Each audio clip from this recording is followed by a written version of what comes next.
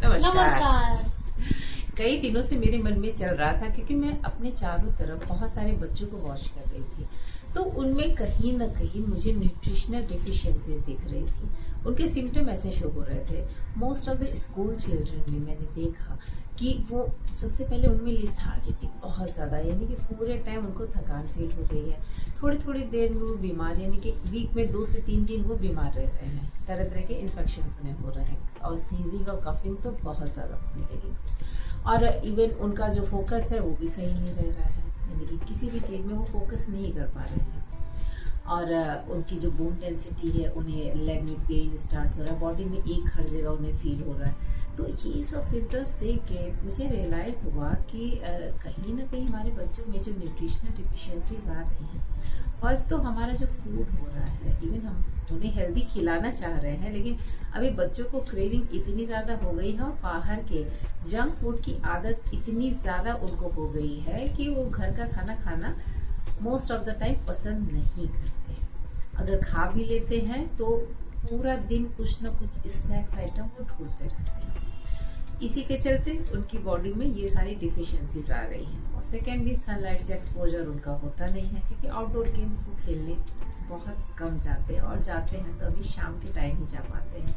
कुछ जाते नहीं हैं और कुछ सिचुएशनल होता है कि वो मॉर्निंग के टाइम में स्कूल जाएंगे, इवनिंग में घर पहुंचेंगे तो सनलाइट उन्हें कम मिलेगी। और स्कूल में भी एसी रहते हैं, नॉर्मल स्कूल की फैसिलिटी बहुत कम होती है। अगर कोई अपने बच्चों को भेजता है तो नॉर्मली हम लोग भेजते हैं तो जिस स्कूल में एसी है, बच्चों के लिए केयर बहुत ज़्यादा हो गई है, लेकिन इस केयर के चलते उनमें प्रॉब्लम ज़्यादा होने लगी है। इवन मेरे बेटे को 4 महीने पहले इसका भी सेम हाल था। कुछ याद नहीं रहता था, मेमोरी का बहुत इशू था, क्वेश्चंस लर्न करता था, लेकिन एग्जाम में 2 to 3 लाइन लिखने के बाद लॉन्ग आंसर से भूल जाया करता था। काफ़ी चीज़ें मैं इसको प्रिपेयर कराती थी, लेकिन लिखने के टाइम पे इसे याद नहीं, ये सिचुएशन हो रही थी। और क्योंकि इसकी जो जॉइंट है वहाँ पे इतनी स्टिफनेस, अभी स्टिफनेस धीरे धीरे जा रही है, स्टिफनेस बहुत ज़्यादा थी। और इन्फेक्शन बहुत जल्दी जल्दी होते थे। इवन इसका गट भी बराबर से फंक्शनिंग नहीं कर सकता है, तो काफ़ी सारे प्रॉब्लम इसमें भी होने लगे थे। तो उस टाइम पे धीरे धीरे पहले मैंने इसका जितना बाहर का जंक फूड है ना, वो धीरे धीरे मिनिमाइज करना स्टार्ट किया। और पहले जानेंगे कि इसको प्रॉब्लम क्या क्या है, डिफिशियंसीज कौन कौन सी इसमें मैंने जब टेस्ट करवाया तो मैंने मुझे फर्स्ट, देवांश तुम बताओगे तुम्हारे ब्लड रिपोर्ट में कौन कौन सी डिफिशियंसीज पाई थी मेरी डिफिशियंसी थी आयरन डिफिशियंसी, फिर उसके बाद B12 डिफिशियंसी और vitamin D deficiency, zinc deficiency, ये सारी डिफिशियंसी इसमें। उसके बाद फिर मैंने डॉक्टर से डिस्कस किया, तो डॉक्टर ने, क्योंकि इसका विटामिन डी लेवल 2.5 बहुत ही कम था, तो फूड से इतनी जल्दी रिकवरी हो नहीं सकती है, और सनलाइट से भी हम बहुत जल्दी रिकवर नहीं कर पाएंगे, क्योंकि हमें चाहिए रहेगा विटामिन डी। तो इसलिए हमने सप्लीमेंट स्टार्ट किया। तो विटामिन डी के सप्लीमेंट 3.5 मंथ मैंने इसे दिए। तो अभी इसका आयरन लेवल जो 9 था, अभी वो 11.5 हो चुका है, और विटामिन डी इसका जो 2.5 था अभी 73, यानी कि अभी सफिशिएंट लेवल में आ चुका है। अब विटामिन B12 भी अभी 356 की रेंज में आ गया है, करीब नॉर्मल है। तो इसकी अभी सारी डिफिशियंसी रिजॉल्व हो गई है, और उसका रिजल्ट ये है कि अभी इसकी मेमोरी भी अच्छी हो गई है, इसका फोकस भी अभी अच्छा होने लगा है।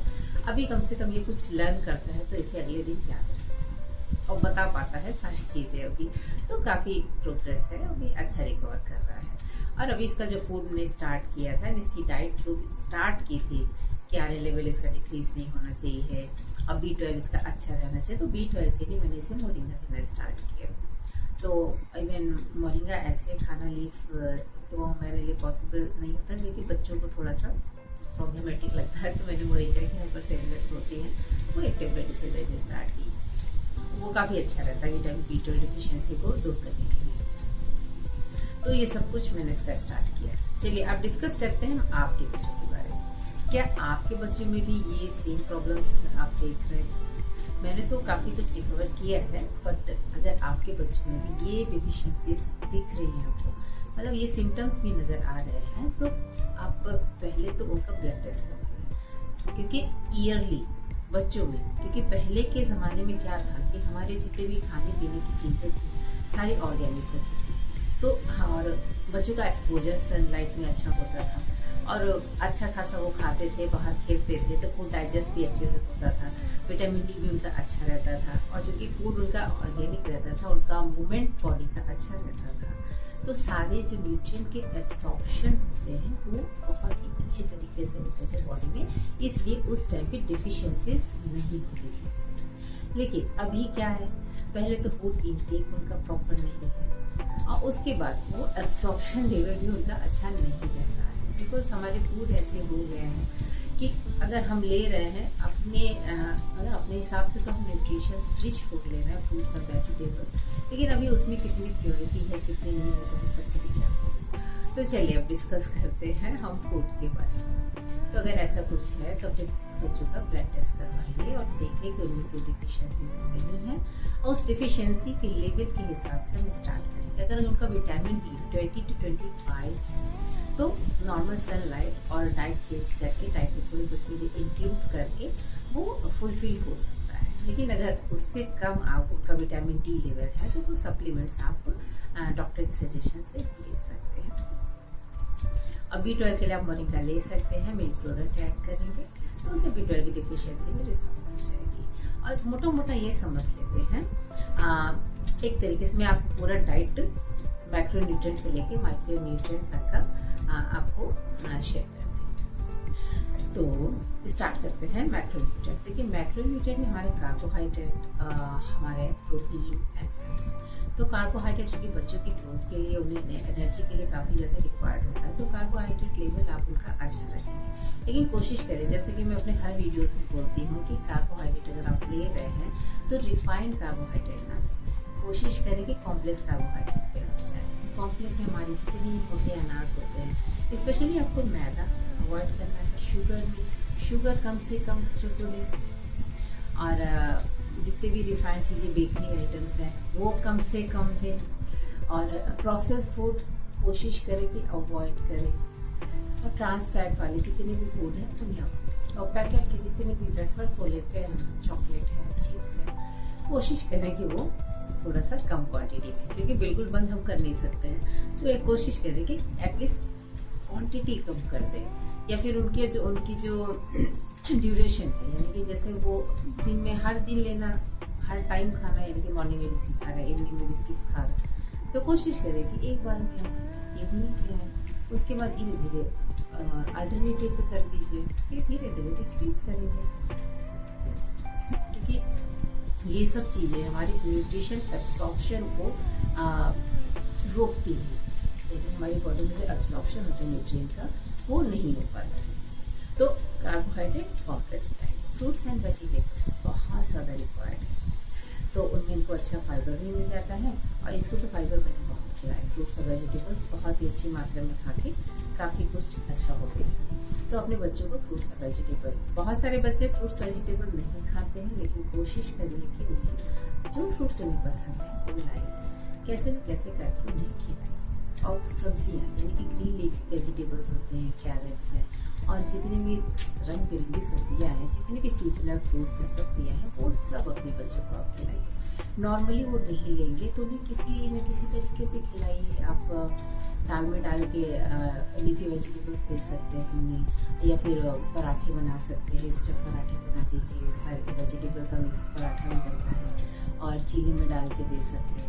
और काफ़ी ज़्यादा तरीके से कुछ चीज़ें उन्हें पसंद होती है, जैसे कि पास्ता खाना बहुत पसंद होता है बच्चों को, पास्ता है, नूडल्स है, तो कोशिश करके जब भी पास्ता या नूडल्स आप बनाए ना, तो उसमें वेजिटेबल्स की क्वांटिटी आप ज़्यादा रख दीजिए, और इनको इतना फाइनली चॉप करिएगा कि वो पूरे नूडल्स में और ये पास्ता में पूरे मिक्स हो जाए। इससे क्या है कि फाइबर कंटेंट आपका जो पास्ता या नूडल के साथ जाएगा, जिसकी वजह से वो नूडल जो हमारी इंटेस्टाइन में जाके, क्योंकि डाइजेशन उसका पॉसिबल नहीं होता है, और उसमें ग्लूटेन काफ़ी क्वांटिटी में रहता है, तो उसकी वजह से वो जाके वो चिपकने लगती है हमारी आंतों में। अगर उनके साथ फाइबर रहेगा तो एटलीस्ट इतना तो होगा ना कि हमारी आंत में जाके चिपकेंगे नहीं, और वो एज इट इज निकल जाएगी, यानी कि हमारी बॉडी उन्हें अपने शरीर से बाहर निकाल देगी। बॉडी हमारी बहुत समझदार है, बस उसकी समझदारी को हमें यूज करना रहता है कि कैसे हम उसे यूटिलाइज करें, उसकी इंटेलिजेंस।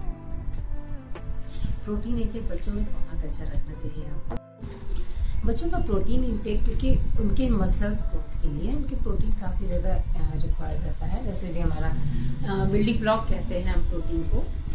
तो प्रोटीन इंटेक उनका काफ़ी अच्छा होना चाहिए, यानी कि प्रोटीन इंटेक बच्चों में अगर वो फिजिकल एक्टिविटी ज़्यादा नहीं कर रहे हैं, नॉर्मल एक्टिविटी में है, तो 0.6 से 0.8 पर ग्राम उनके बॉडी वेट के हिसाब से होना चाहिए। जैसे कि इसका अगर 50 kg बॉडी वेट है तो करीब इसको 30 से 40 ग्राम प्रोटीन मैं दे देती हूँ, तो इतना इन बच्चों के लिए सफिशिएंट रहता है। लेकिन अगर वो फिजिकल एक्टिविटी में इन्वॉल्व है तो उन्हें 0.8 से 1 ग्राम तक पर बॉडी वेट आप प्रोटीन दे सकते हैं। और इसके बाद आते हैं फैट। गुड फैट उनको आप दें। गुड फैट के लिए ये रिफाइंड ऑयल्स नहीं देने हैं, सबसे अच्छा है हमारा शुद्ध देसी घी, वो अपने बच्चों को दीजिए।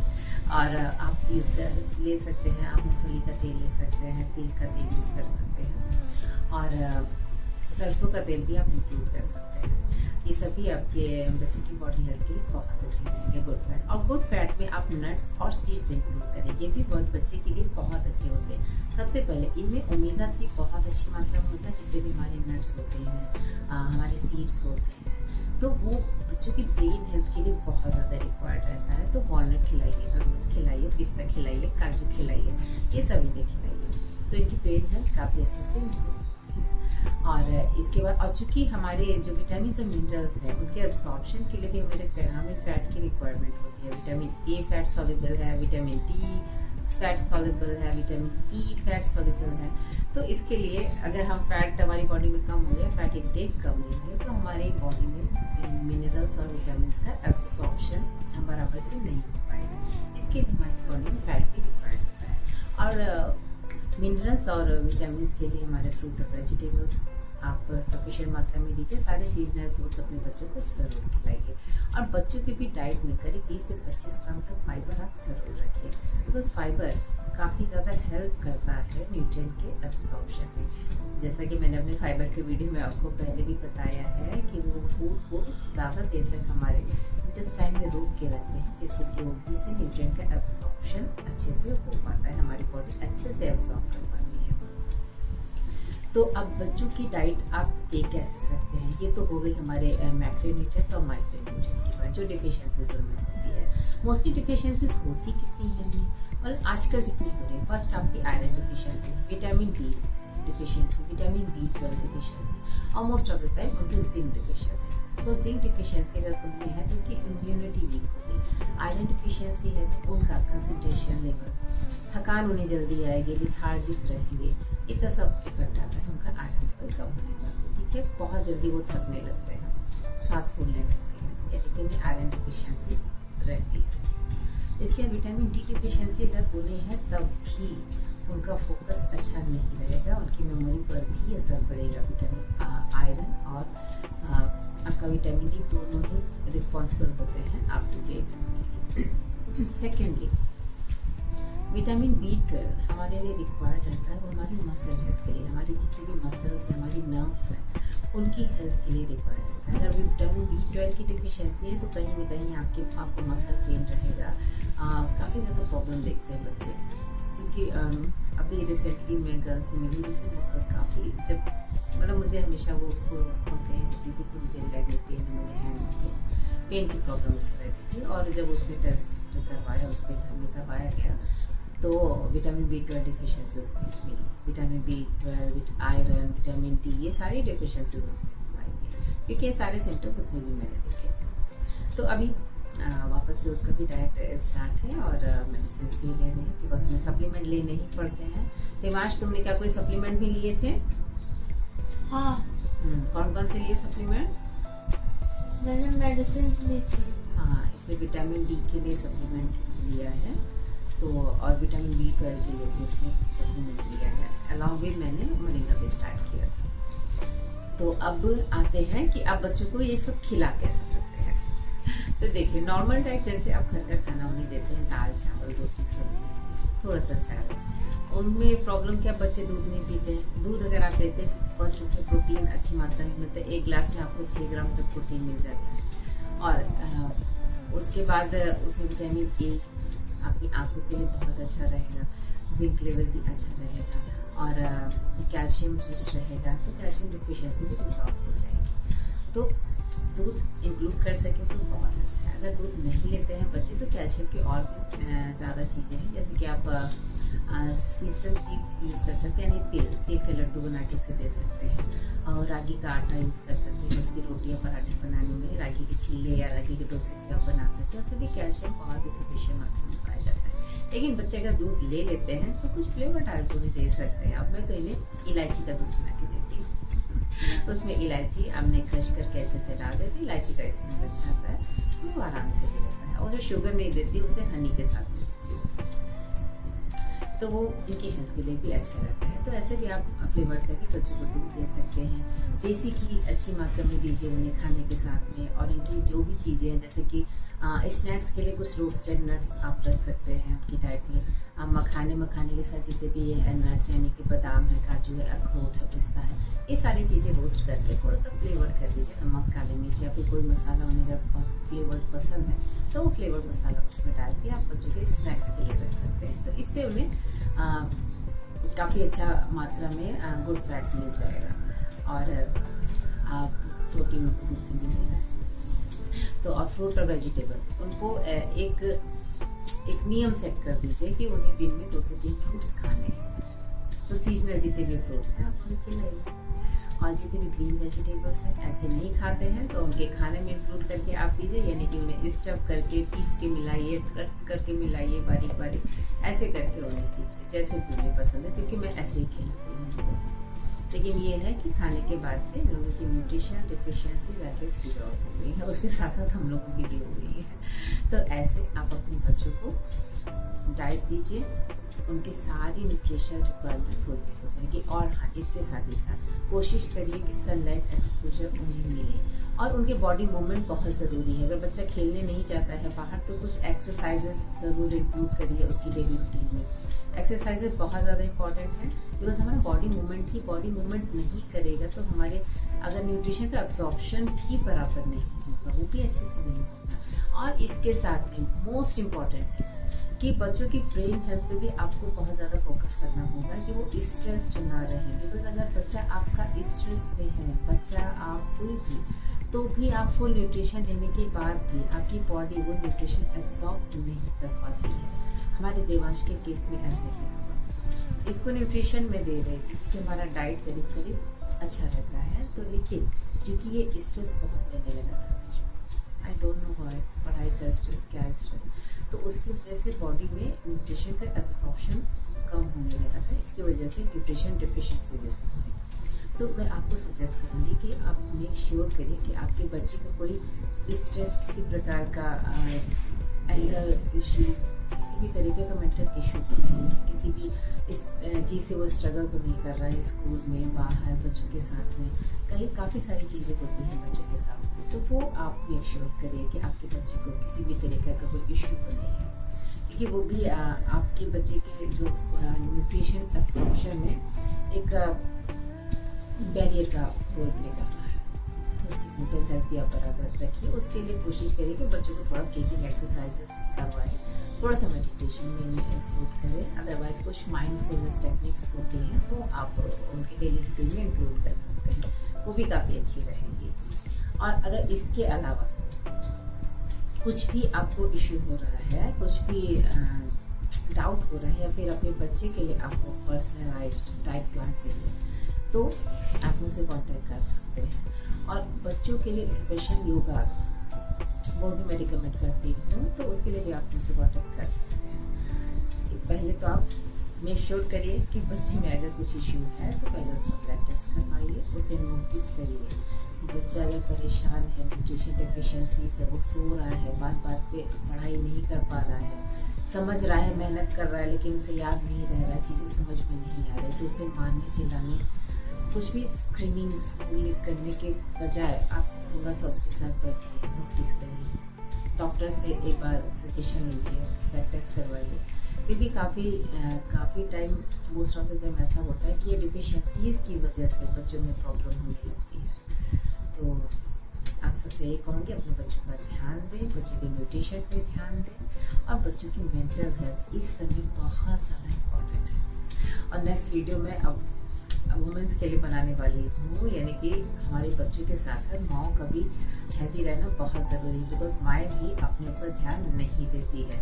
तो हमारा नेक्स्ट वीडियो उसी पे रहेगा। अब होगा हमारा वुमेन न्यूट्रिशन कैसा होना चाहिए, जो आप इजीली ले सकती हैं, बिकॉज हम जानते नहीं हैं इसलिए ले नहीं पाते हैं। जानेंगे तो आपके घर में सब कुछ अवेलेबल है, आपको अलग से कुछ भी नहीं करना है, आप इजीली दे लेंगे। चलिए अभी ये डिस्कस नहीं करेंगे, अभी मेरा टॉपिक है चाइल्ड न्यूट्रिशन, तो मैंने वही आपको बताया। ये जनरल डाइट मैंने आपको रिकमेंड किया है, बिकॉज हर एज ग्रुप के लिए डाइट कैसा होना चाहिए, तो इसमें प्रोटीन कंटेंट कितना होना चाहिए, फैट कितना ले सकते हैं आप, न्यूट्रिशन कितने लेवल तक जाना चाहिए, तो वो सब उसके हिसाब से ही रहता है। तो छोटे बच्चों का अलग रहता है, और जितने हमारे ये स्कूल वाले रहते हैं ना, मिडिल स्कूल वाले, इनका अलग रहेगा। और जितने में एडल्ट्स होंगे उनके डाइट हमारे अलग होते हैं। तो थोड़ा थोड़ा चेंजेस सब में होता है, लेकिन ये एक बेसिक डाइट है जो हर कोई ले सकता है। तो आप ये भी फॉलो करेंगे तो आपके बच्चों की हेल्थ दिन ब दिन इम्प्रूव होगी। तो कोशिश करें ये वीडियो आप